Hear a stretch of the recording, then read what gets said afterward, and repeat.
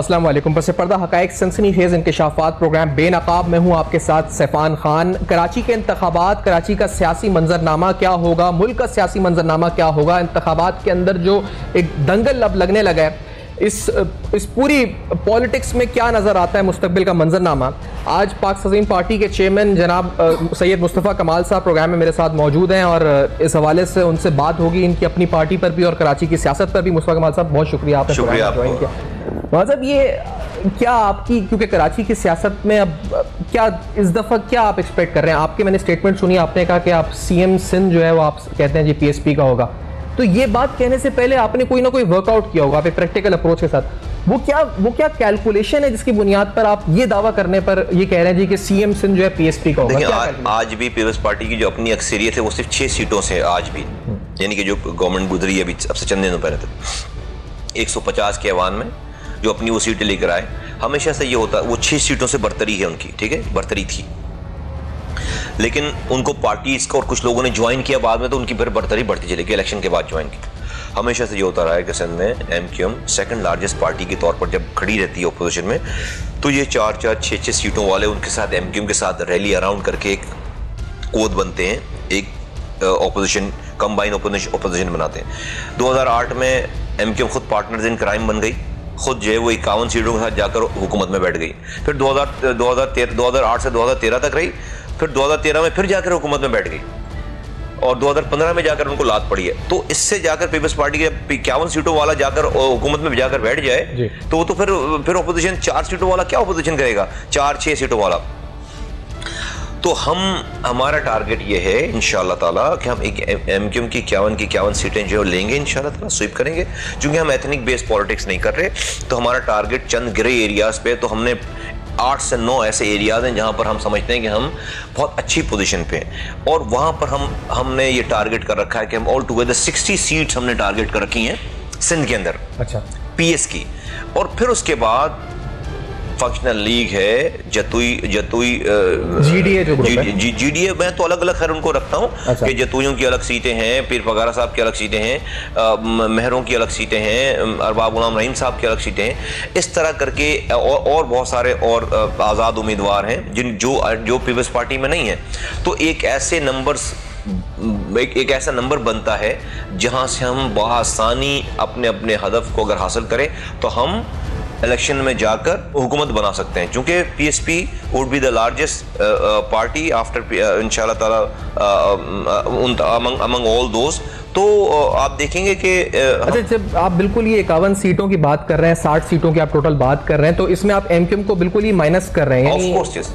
आप MQM PIB को minus कर रहे हैं, MQM हैदराबाद को माइनस कर रहे हैं? MQM तो पता नहीं कौन रहेगी, लेकिन मैं तो एक ही MQM समझता हूँ, लंदन, पाकिस्तान, वो आप शुरू से समझते हैं। लेकिन उनकी क्या आपको इतनी भी कैपेबिलिटी नहीं लगती कि इलेक्टोरली वो 5 या 6 सीटें या 10 सीटें भी नहीं निकाल सकेंगे? यानी आप बिल्कुल ही जीरो पर लेकर आ रहे हैं? बिल्कुल ऐसे ही।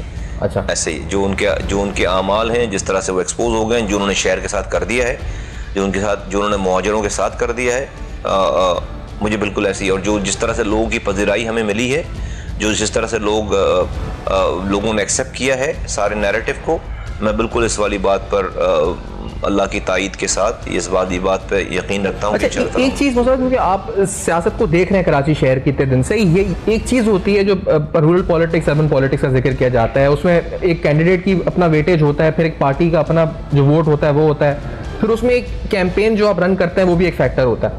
वो कराची की सियासत में हमने देखा है पतंग का एक वोट है, पार्टी वोट रहा है, एक आप खुद भी उस वोट पर आए हैं, मतलब खुद भी आप उस प्रोसेस से गुजरे हैं। वो पार्टी वोट अभी बिल्कुल खत्म हो गया, यानी कैंडिडेट हटाकर, कैंपेन हटाकर, वो पतंग का जो सिंबॉलिक लोगों की एक उससे वो थी एसोसिएशन खत्म। देखिए 2013 के इलेक्शन अगर आप सामने रखें तो हम सब लोग MQM में थे, 90 ऑपरेशनल था, सारे अनीस कायम खानी, मुस्तफ़ा कमाल, रजा हारून सब ये MQM में थे, फारसतार MQM थे। उस वक्त MQM की उस बदतरीन कारकर्दगी पे 10 लाख लोग से ज्यादा लोगों ने निकलकर वोट डाला MQM के खिलाफ। हाँ, पतंग मौजूद थी, अल्ताफ हुसैन मौजूद थे और तकरीरें कर रहे थे।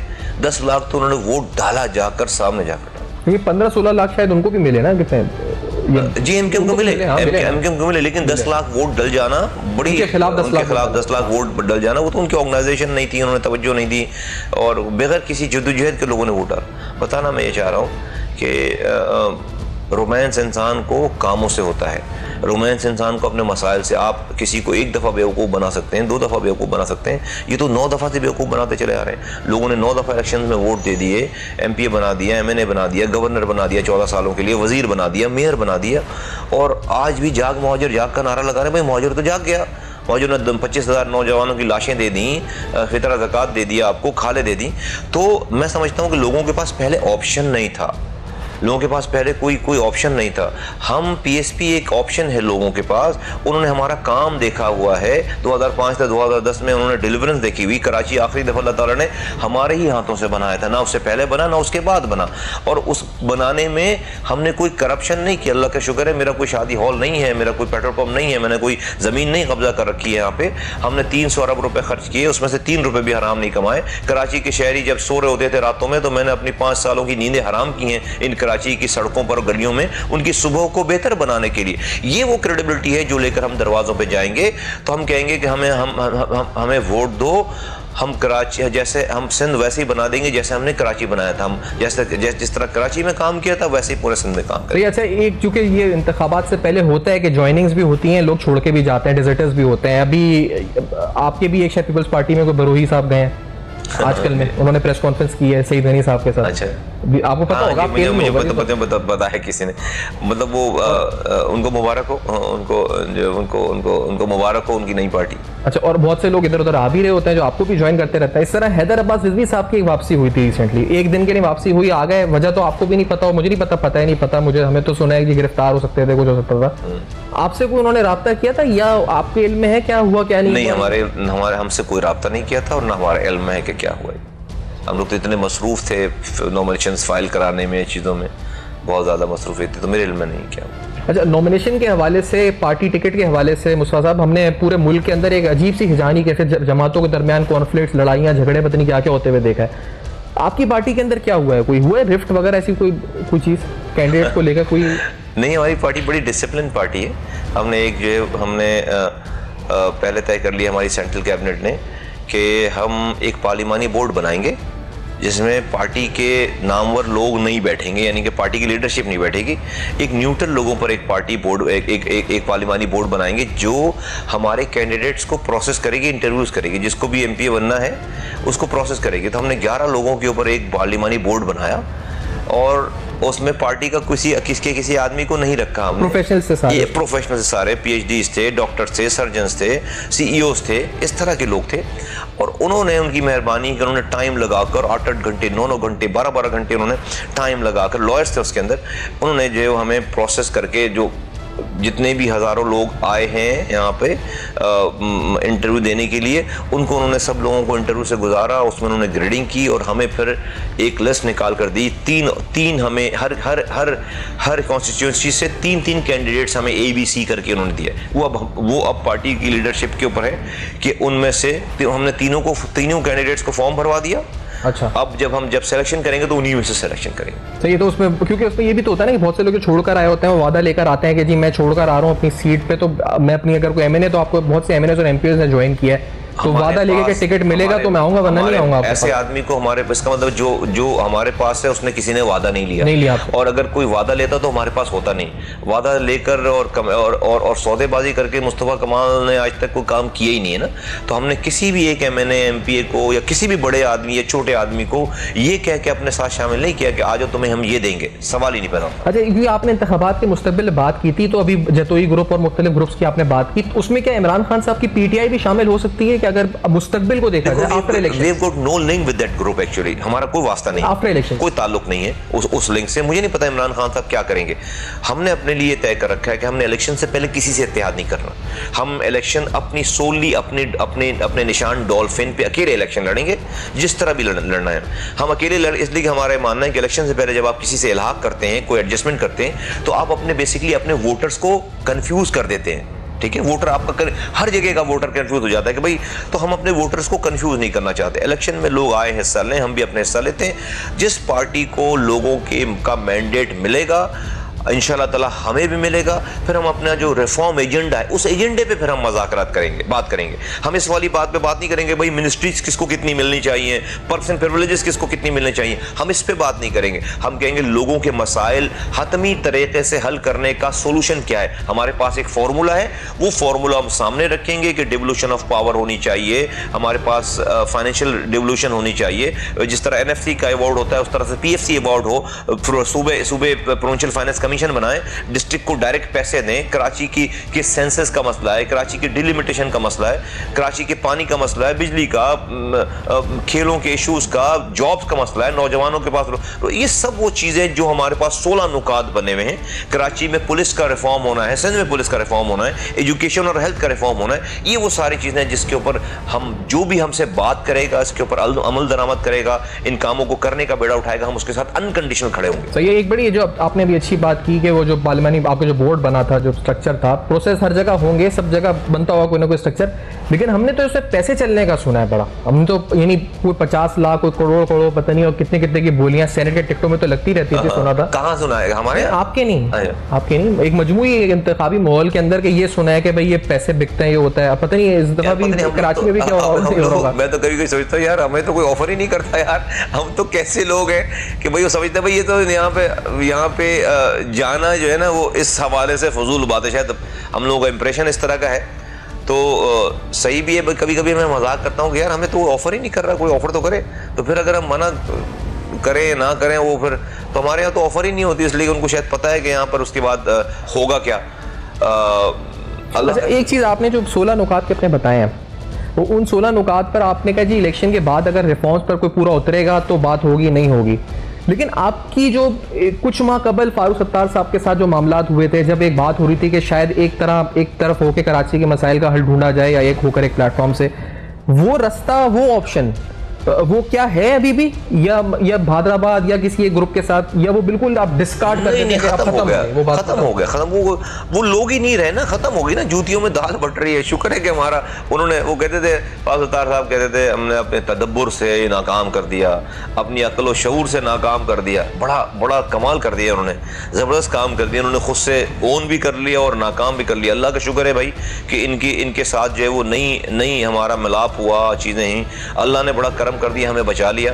वरना जो आज ये हशर कर चुके हैं अपना, तो वो फिर हम भी उनके साथ जो है वो तबाह बर्बाद हो रहे होते। नहीं, इनका कोई मुस्तकबिल नहीं है। लोगों को इनकी अल्लाह ताला ने इनकी रस्सी खींच दी है, लोगों को इनके चेहरे नज़र आ गए, ये कुछ भी नहीं कर सकते। MPMA मिनिस्टर MPM रह तो रहे ना, आज भी MPMA मेयर है, तो कराची अगर सही करना होता तो कर लेते हैं कराची सही। आज भी तो इन्हीं के पास UC चेयरमैन इनका है, डिस्ट्रिक्ट चेयरमैन इनका है, मेयर इनका है, MP इनका है, MNA इनका है, सेनेटर इनके हैं, तो कर लेते ना कराची सही। एक सेंसस के ऊपर कुछ नहीं कर सके, डिलिमिटेशन के ऊपर कुछ नहीं कर सके, कराची के कचरे के ऊपर कुछ नहीं कर सके, कराची की पावर सप्लाई के ऊपर कुछ नहीं कर सके, तो उन्होंने क्या लाशें शोधा कब्रिस्तान आबाद किया है उन्होंने। नहीं, लेकिन आप देखते रहे, समझते रहे सियासत को, और इल्जामात भी आपकी तरफ से भी लगते रहे बहुत से मामलात के ऊपर। आपको लगता है ये जो डाउनफॉल है जिसकी आप बात कर रहे हैं कि अल्लाह ने रस्सी खींच ली है, या इस पर वक्त आ गया, इस पर के आसमान बदल गए, रुख हवा बदल गई है, इसमें बहुत सारे अवामिल होंगे, लेकिन पैसा कितना बड़ा अवामिल है, मेरा मतलब करप्शन कितना बड़ा अवामिल है कि जिसकी वजह से ये तमाम जो हम देख रहे हैं कि हर आदमी ने जहां वो था उसने UC में था या जहां था उसने पैसा बनाने की कोशिश करी है और ये उसका ऑब्जेक्टिव था। क्या ये फैक्टर था? जब तो रोमांस है इनका ना। अच्छा, जब तो इनको ये जो कहते हैं हमारा रोमांस है, इनका रोमांस है इसीलिए ये पतंग वगैरह, ये पतंग वगैरह का रोमांस इनका इसीलिए है कि इनका मीटर डाउन है, इनका मीटर चालू है। इनको सुबह दिन में इनको सियासी पार्टी चलानी है, रात को कोकेन पार्टी करनी है। किसी का कोई मसला है, वो क्या भाई हमने तो नहीं कहा भाई, खालिद मकबूल खड़े होकर कह रहे हैं फारूक सत्तार का नाम लेके कि भाई अब महाजमीनों की गुंजाइश नहीं है। फारूक सत्तार बैठकर TV पे कह रहे हैं कि मेरे मेयर ने 6 अरब रुपए खर्च कर दिए गलत तरीके से, उसका हिसाब नहीं दे रहा। दूसरे आदमी को कह रहा है कि जी इसने जो है वो 90 पे रेड कराई थी, शोधा की फैमिली कहती है कि मेरे बच्चों का कातिल ये है। वो बाद में उसी के साथ जो विक्ट्री का निशान दिखा रहा, अजय विजय की तरह जो है वो ट्रकों पर चढ़े हुए हैं और जो है वो गलियों में घूम रहे विक्ट्री का निशान दिखा रहे हैं। फिर 4 दिन के बाद फिर बुरा बोल रहे हैं उनको। तो अल्लाह ताला ने इनको जिसे कहते हैं ना कि वो मारने से पहले एक्सपोज करता है। पहले ये जो जिन चीज़ों को ये कामयाबियां कहते थे वो अल्लाह की ढील थी, वो अल्लाह ताला की ढील थी। अल्लाह ताला ने हमारा भी इम्तिहान लेना था, आया कि हम उससे डरकर खड़े होने वाले बनते नहीं बनते। अल्लाह का शुक्र है कि अल्लाह ताला ने बहुत करम कर दिया कि उसने हमें हिम्मत दी, हमसे ये काम करवाया और उसी ने हमसे ये सब चीज़ें करवाई हैं। अल्लाह ताला का बड़ा करम है, आज सब चीज़ें क्लियर हो गई हैं और लोगों के सामने बिल्कुल क्लियर हो गई। हमें ऐसे ऐसे लोग ज्वाइन कर चुके हैं और कर रहे हैं जो कहते थे यार हम कभी बिलीव नहीं कर सकते थे कि आप जो कहते थे सारी बातें तो ठीक हो गई, सारी हमारी सारी कही हुई बातों को इन्होंने खुद सही साबित कर दिया। तो मेरा नहीं ख्याल है कि इनका कोई फ्यूचर। मेरे ख्याल से जब मार्च 2016 में जब आप आए थे, जिस तरह से आप आए थे और जो सोच कर लाए थे, तो आज 18 में जहाँ खड़े हैं और आप कह रहे हैं जी कि सीएम, अब आप जो अपनी काउंटिंग आपने जो कैलकुलेशंस की उस हिसाब से, तो आप खुद सोचा था ये कि मतलब 2 साल, हम 2 साल ही कहेंगे, 2 से 2.5 साल कैसे करना, ये मतलब जहन में था? Not at all, not at all, बिल्कुल। मैं तो आज तो ये सारे जो काम हो गए उनका क्रेडिट मैं ले लूँ बहुत आसानी से कि मैंने ऐसे सोचा था, ऐसे सोचा था, ऐसे नहीं। हम तो सोच कर आए थे कि हम कब मारे जाएंगे और कब मर रहे हैं हमें, और बता के आए थे घर वालों को कि मर जाए तो क्या क्या करना। हम तो अपनी मौत सोच कर आए थे। हम तो ये सोच कर आए थे कि एक आदमी भी हमारी बात नहीं सुनेगा, इसलिए कि उस वक्त जिस ज़माने की आप बात कर रहे हैं 2 साल पहले, कराची में सच बोलने की सबसे छोटी सज़ा मौत थी उस ज़माने में, ठीक है। तो उस दौर में हम आए थे, तो मैं सोच कैसे सकता था कि मैं बाहर निकलूँगा, मैं जाऊँगा। मैं तो ये सोच कर आया था कि भाई मरने से पहले एक दफ़ा आवाज़ लगा के मरना है। इतनी सी तमन्ना थी, इतनी सी प्लानिंग थी। ये तो अल्लाह ताला का स्क्रिप्ट है सारा कि उसने लोगों के दिलों में हमारी बात डाल दी।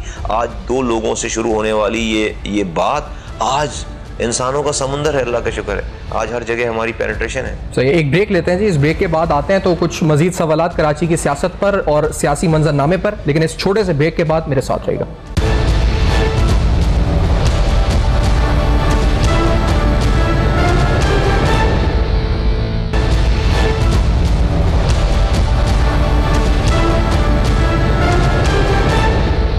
अकाउंटेबिलिटी की है, फाइनेंशियल एम्बेजलमेंट की है सर, उसका हिसाब किताब तो हमने देखा कि हुआ, लेकिन वो कुछ हद तक बड़े केसेस में हाई प्रोफाइल नाम आता है, नैब की प्रेस रिलीजेस की हद तक बात खत्म हो गई है। ये कराची में ये 6 अरब फारूक सत्तार साहब ने जो बकौल अपने जबान से कहे थे, जो आपने बड़ी अहम बातें इंकशाफात, अरशद वोरा साहब वगैरह जो आपके डिप्टी मेयर हैं कहते रहे, वो नैब क्या कर रहा है उसके ऊपर, आप कितने मुतमईन हैं? नहीं, मैं तो बिल्कुल भी मुतमईन नहीं हूँ। देखिए, हमारे यहाँ सारी ये एहतसाब जो है वो टिकट्स और ख़बरों तक ही रह गई है सारी बातें, और एक मुल्क में करप्शन तो नहीं कम हुई इन तमाम, और मुल्क में बड़े से बड़ा चोर डाकू जो है वैसे घूमता फिर रहा है, हमने तो नहीं देखा। सिंध में भी जो है वो आप देखें कि एक से बड़े नाम हैं, कोई मसले मसाइल नहीं है। तो मैं तो नहीं समझता कि मुल्क में कोई करप्शन कम हुई हो नैब से, मुल्क में कोई कानून की बालादस्ती हुई हो, मुल्क में आपको डरता हो करने से। मैं नहीं समझता। करने वाले कर रहे हैं, आम आदमी का तो अब तक कोई भला नहीं हो पाया। और नहीं हुआ भी तो फोकस, आपको क्या लगता है फोकस सही नहीं था? और कराची पर तो आए ही नहीं ना, ये जो केएमसी डीएमसी के मामला बता रहे हैं, ये तो इतने कॉम्प्लिकेटेड है कि मतलब ये तो इस तरफ तो कोई नजर ही नहीं, सजाएं नहीं हुई, पकड़े नहीं गए लोग, 2-4 लोग पकड़े जाते हैं, डेफिनेटली वो केस बन नहीं पाता, चीज़ नहीं हो पाती सारी। तो वो आई डोंट थिंक कि नैब से कभी जो है वो करप्शन खत्म हो पाएगी, नैब का इदारा बना के। अच्छा, जो आप हम ये कह रहे हैं कि भाई एक आप पहले करप्शन होने दे रहे हैं, उसके बाद फिर पकड़ने जा रहे हैं, आप फैक्ट्री बंद नहीं कर रहे। तो जहाँ आपको सिस्टम ठीक करना पड़ेगा, आपको निज़ाम ठीक करना पड़ेगा, जहाँ से करप्शन, उस निज़ाम में करप्शन की गुंजाइश नहीं रह जाए। और वो निज़ाम जो है वो डिवोल्यूशन ऑफ पावर है। जब एक इंसान के पास, एक चीफ मिनिस्टर के पास सारे सिंध का पैसा होगा और वही डिसीजन मेकर होगा, तो वो फरिश्ता भी लाकर आप बिठा दें, वो लीकेजेस होंगी उसके अंदर। 1000 अरब रुपए 10 सालों में एजुकेशन पे खर्च कर दिए। मैं नहीं कह रहा, सिंध हुकूमत का अपना रिकॉर्ड कह रहा है, सिंध हुकूमत कह रही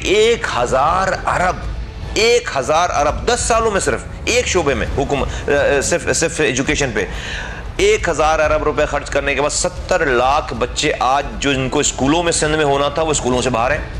2.5 करोड़ पूरे मुल्क में है, 70 लाख बच्चे सिंध के अंदर हैं, 43,000 स्कूल हैं। 43,000 में जो है वो 75% में टॉयलेट और नल का नाम की चीज ही नहीं है।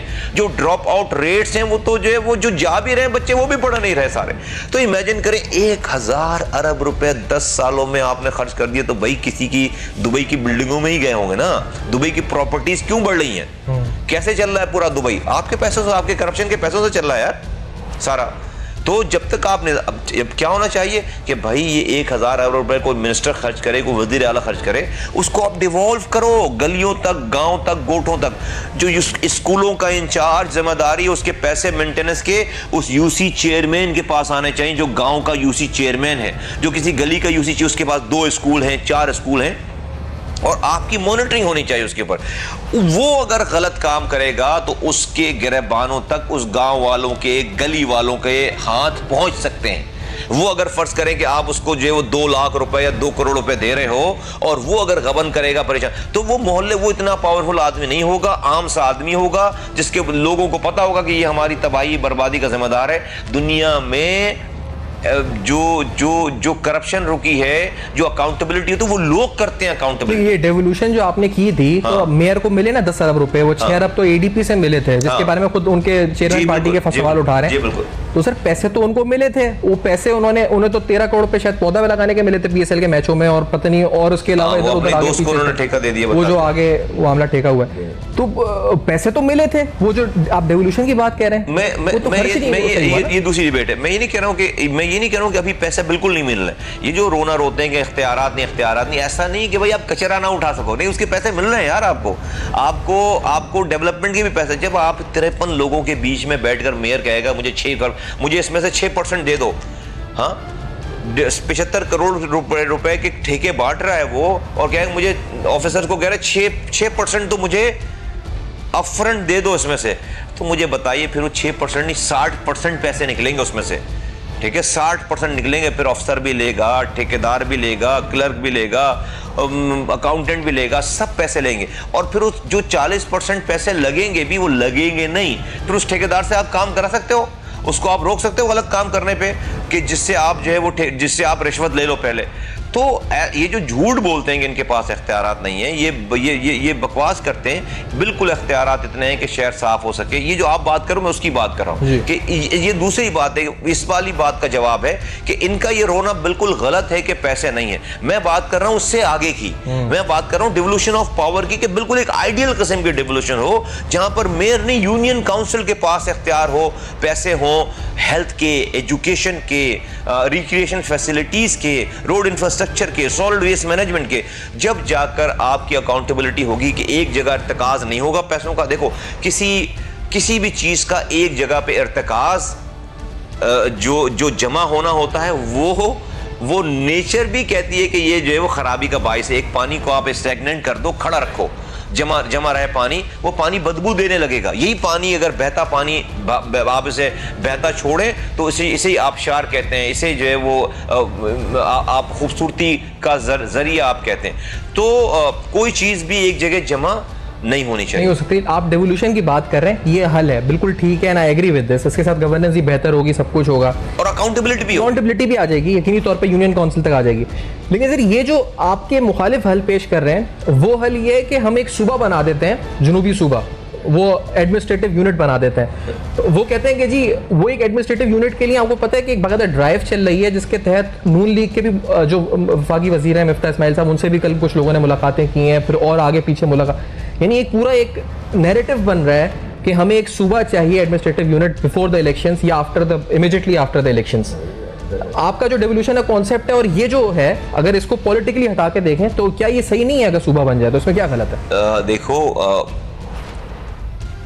सूबे बनाने की बात कब कर रहे हैं ये? जब हुकूमत के 5 सालों में से 4 साल 11 महीने गुजर गए। हाँ, 4 साल 11 महीने गुजरने के बाद 12वें महीने, 5वें साल के 12वें महीने में इनको सूबे बनाने का ख्याल आ गया। बड़ी अच्छी बात है भाई। अच्छा, तो फिर उसके लिए क्या तरीक़ेकार है?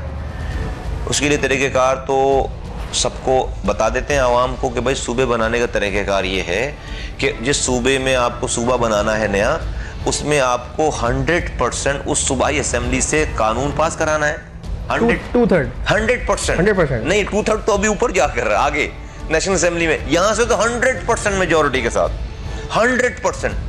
तो अब आ जाइए, सिंध में पीपल्स पार्टी है, दूसरी जमातें हैं, वो आपने उनके साथ कोई पैक कर लिया कि वो आपकी इस रेजोल्यूशन को सपोर्ट करें? आपने कोशिश भी नहीं की है उसकी, जिसे आप आवाम को झूठ बोल रहे हैं। ये सिर्फ आप आवाम को 5वें साल के 11वें महीने में झूठ बोलने से लेकर 12वें महीने के बाद आपको जाकर 1 महीने के बाद जाकर आपको रोडों पे खड़ा होना है, लोगों का दरवाजा नॉक करना है। तो जिस दरवाजे में आप जिस गली में खड़े होंगे वहां पर गटर का पानी बह रहा होगा, जिस गली में खड़े होंगे वहां पर कचरे के ऊपर खड़े होकर वोट मांग रहे होंगे, जिस दरवाजे को खटखटाएंगे अंदर से आने वाला बताएगा कि पीने का पानी आ नहीं रहा है और आ रहा है तो गटर मिला पानी आ रहा है, 14 घंटों से लाइट नहीं है, तो आप क्या कहेंगे? हमें वोट दो, तुम्हारे मसाइल हल कर देंगे। तो लोग कहेंगे बगैर तो हमने तो तुम्हें वोट दे रखा है ऑलरेडी, हमने तुम्हें मेयर बना रखा है, यूसी चेयरमैन बना रखा है, डिस्ट्रिक्ट चेयरमैन बना रखा है, एमपी बना रखा है, और ये तो 5 साल नहीं तुम्हें 30 सालों से वोट दे रहे हैं।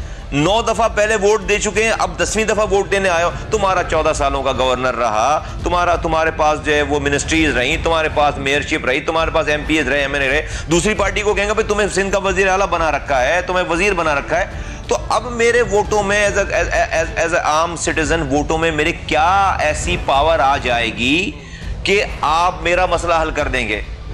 आप अपनी बदकारियां छोड़ नहीं सकते। कह कौन रहा है ये छोड़ के ना, कह कौन रहा है ये छोड़ के, क्या कह रहा है कि मैंने जिस तरह कहा कि नून लीग के भी एक वजीर वफाकी फाइनेंस के फ्रॉड कर रहे हैं ना, आई मीन क्रक्स उसकी ये है कि फ्रॉड कर रहे हैं। Do you agree? यानी इसको हटा देते हैं कि 4 साल 11 महीने उनका एडमिनिस्ट्रेटिव यूनिट मुस्तफा कमाल साहब की नजर में हल है या नहीं है? नहीं, आप जो है वो आसमान पे चढ़ना चाहते हो, पहले आसमान वाली सीढ़ी पे पहले कदम रखना चाहते हो, जमीन से आप शुरू नहीं करना चाहते भाई। तुम्हारे उसके लिए तो नया कानून बनाना पड़ेगा ना, आपको लोगों को समझाना पड़ेगा ना।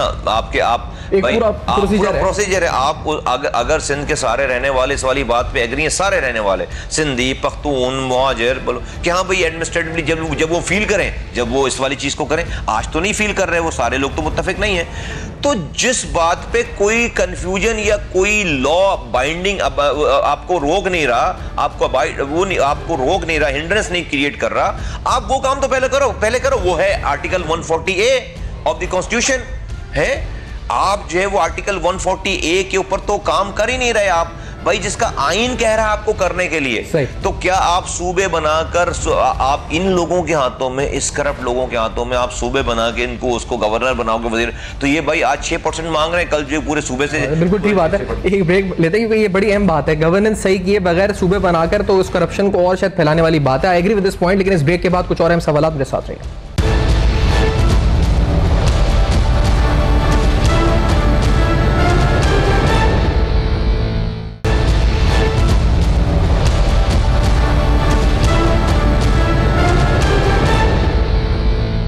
Welcome back. आप देख रहे हैं बेनकाब, जहां अहम तरीन सवालात उठा रहे हैं कराची की सियासत पर और मुल्क की मजमूई सियासत पर। मुस्तफा कमाल साहब, सिर्फ कराची पर फोकस है, मतलब हमने क्योंकि बात ही कराची पर करी तो उसके जवाब भी आपने कराची पर दिया, लेकिन हैदराबाद पर और उसके बाद मुल्क के अंदर क्या है? यानी PSP आपने बड़े इधर उधर भी दौरे पूरे मुल्क में चल रहे थे, तो आप पूरे मुल्क में कहीं स्टैंडिंग है कैंडिडेट्स के हवाले से या सिर्फ इधर ही है? देखो, हम तो एक तो आपको ये समझना है पहले कि हमें 2 साल हुए पार्टी बनाए हुए तकरीबन, और 2 साल के अंदर ही ये इलेक्शन आ गए हमारे पास। तो हमारे पास इतने रिसोर्सेज नहीं थे कि हम अपनी तमाम रिसोर्सेज को पूरे पाकिस्तान में स्ट्रेच आउट कर सकते, इसलिए कि फिर हम वीक हो जाते, किसी सब जगहों पे वीक हो जाते। तो हमने फोकस किया कि 2018 का इलेक्शन हमारा फोकस जो सिंध होगा, ठीक है। ये हमने एक स्ट्रेटेजिक डिसीजन लिया, और सिंध में हमने जो है वो अपनी हर जगह से हम इलेक्शन पार्टिसिपेट करने जा रहे हैं, हर जगह से, सिंध के तमाम हल्कों से। उसके बाद हमें जो ज्यादा पजीराई है वो है हमारा ज्यादा काम जहां ज्यादा स्ट्रॉन्ग ऑर्गेनाइजेशन, वो है बलूचिस्तान में। बलूचिस्तान में तकरीबन 70% सीट से हम इलेक्शन लड़ रहे हैं।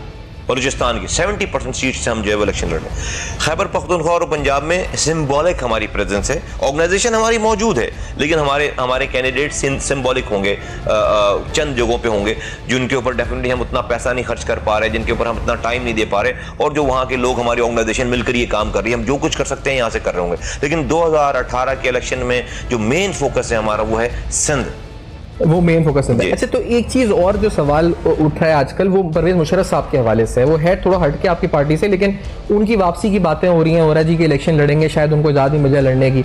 NA 247 से आपने भी कागजात जमा कराए हैं, उनका भी कह रहे हैं जी कि शायद उनका भी इरादा है लड़ने का। तो कोई ऐसा हो सकता है कि वहाँ परवेज मुशर्रफ साहब की खातिर कोई एडजस्टमेंट उनके साथ, जनरल मुशर्रफ साहब जो साबिक हैं, आप मेयर रहे हैं उनके जमाने में, कोई ऐसी है, कोई चांस है, पॉसिबिलिटी? नहीं, कोई पॉसिबिलिटी नहीं है। अच्छा, कोई हमारी एफिलिएशन, ना हमारा ताल्लुक, ना हमारा वास्ता, ना हमारा कम्युनिकेशन नहीं है उनसे। और हम अपनी पार्टी के ही जवाबदेह हैं। हमारी पार्टी का हमने एक स्ट्रेटेजिक अनाउंस किया हुआ है, एक डिसीजन कि इलेक्शन से पहले हम किसी से कोई सीट एडजस्टमेंट और इल्हाक नहीं करेंगे। जिसको इलेक्शन लड़ना आए, लड़े, हमारे सामने। और आपने कराची के हद तक कोई इस तरह का सर्वे या इस तरह की आपकी कोई स्टडी है कि जैसे कराची के सेंटर के इलाके हैं जो स्ट्रॉन्ग होल्ड्स थे एमक्यूएम के, फिर कराची में जो NA-247 वाली सीट है वो पाकिस्तान तहरीक इंसाफ की है, तो एक प्री इलेक्टोरल स्टडी या कोई इस तरह की चीज जिसके जरिए जांच सके जी क्या है, किस तरह के हमारे पास रोजाना पल्स आती है। और पल्स कैसे आती है कि हम लोग ग्रास रूट लेवल पे हैं। इस वक्त हमारी कराची डिवीजन है, कराची में नीचे 6 डिस्ट्रिक्ट्स हैं, उसके नीचे 34 टाउन्स हैं, और उसके बाद नीचे 216 यूसीज हैं, और फिर 22,000 कारकुनान हैं। वो दिन भर दिन और रात ये काम कर रहे हैं। तो हमारे पास तो हर गली की रिपोर्ट आती है और हमारे फिंगर टिप्स पे कि जो है वो किस गली में क्या माहौल है, कहाँ पे कराची में क्या हो रहा है। इंशाअल्लाह ताला इन्हीं बुनियादों पे हम ये कह रहे हैं कि इंशाअल्लाह ताला आइंदा आने वाला इलेक्शन कराची, हैदराबाद, खास सक्कर से और सिंध के दूसरे इलाकों से हम बहुत ही प्लेजेंट सरप्राइज देंगे। नहीं, आप एमक्यूएम की जो 51 सीटों की बात तो कर रहे हैं वो बिल्कुल ठीक है, आप कह रहे हैं जी कि वो माइनस हो जाएगी, लेकिन पीटीआई की जैसे NA-250 थी एक्स और अब NA-247 आरिफ अलवी वाली सीट है जिसपे आप खुद खड़े हुए हैं। मैं अभी खड़ा नहीं हूं, मैंने नॉमिनेशन फॉर्म फाइल किया, तो आपने 1-2 सीटों पे और पीएस की सीट पे भी फाइल किया। तो sir PTI is also a competitor, मतलब मेरा मतलब ये कहने का कि पीटीआई भी अब है ना कराची में नहीं है। कराची में हमारा मुकाबला 2 से 3 सीटों पे सिर्फ पीपल्स पार्टी से है। अच्छा, और हमारा किसी से मुकाबला नहीं, पीपल्स पार्टी से है सिर्फ 2 से 3 सीटों पे पीपल्स पार्टी से हमारा मुकाबला है कराची पे। बस मेरे इतने कहे को बहुत, हमारा किसी से मुकाबला नहीं है। अब ये तो कराची की बात कर रहा हूँ मैं। अच्छा, सिर्फ पूरे शहर की 2-3 सीटों पे पीपल्स पार्टी से आपका मुकाबला होगा। लियारी की सीट पर है किससे, कौन सी सीट पर? सीटों का बता भी थे कौन सी सीट पर? मैं कह रहा हूँ 2 से 3 सीटों पे आप लोग गैस कर ही सकते हैं। खैर 2 से 3 सीटों पे हमारा मुकाबला होगा पीपल्स पार्टी से, इसके अलावा हमारा मुकाबला नहीं। अच्छा, एक अहम बात है क्योंकि केयर टेकर मुल्क के ओवरऑल केयर टेकर सेटअप पर नवाज शरीफ साहब तो खैर PMLN पंजाब में एतराज उठा रही है, और यहाँ GDA ने खत लिखा है नोट ऑफ प्रोटेस्ट, और उसमें उन्होंने प्रिंसिपल सेक्रेटरी जो वज़ीर आला के हायर हुए हैं उन पर एतराज़ उठाया कि वो करप्ट हैं या नैब ज़दा हैं, और कुछ केयर टेकर मिनिस्टर्स के ऊपर के जी कि सही नहीं है, पीपल्स पार्टी और एमक्यूएम ने अपने लोग बैठा दिए। आपकी जमात वो तो बाइकआउट तक करने की या पोस्टपोन करने की बात तक कर रहे हैं, आप किधर खड़े हैं? हम पोस्टपोन करने की तो बात नहीं कर रहे इलेक्शन वगैरह की, लेकिन हमने तो अपना मौक़िफ़ दिया है। और जो इतलात आ रही है मीडिया के जरिए कि अपोजिशन लीडर ने 60 करोड़ रुपये ले लिए हैं और लेकर जो है मुकमुका किया है सारा, और पता नहीं कितने लोगों को उन्होंने मामू बना दिया है इस चक्कर में। 60 करोड़ रुपये 60 बिल ये इतलात है, और बड़ी क्रेडिबल इतलात आ रही हैं मुख्तलिफ ज़राए से। तो ये वाहिद अपोजिशन, हमें क्यों यकीन आता है कि वाहिद अपोजिशन है जिसको हुकूमत नहीं हटाना चाहती थी। पाकिस्तान में वाहिद असम्बली थी जिसका अपोजिशन लीडर सबसे ज़्यादा चाहिए था हुकूमत का। हाँ, तो आखिर तो बड़ी जोशीली तकरीर उन्होंने की, आपने देखा वो एंड में जो उन्होंने बहुत स्ट्रॉन्ग। यस, और उसके बाद और उस तकरीरों के बाद आप देखेंगे सबसे पहले अफ़ाम व तफ़हीम से वज़ीर आला जो है वो कैबिनेट सिंध में बन गई। हाँ, जहाँ पर ऐसी तकरीरें नहीं थी वहाँ पर आज तक कल तक वो नहीं हो पाया था, वहाँ पे है आपस में इत्तफाक नहीं हो पाया था।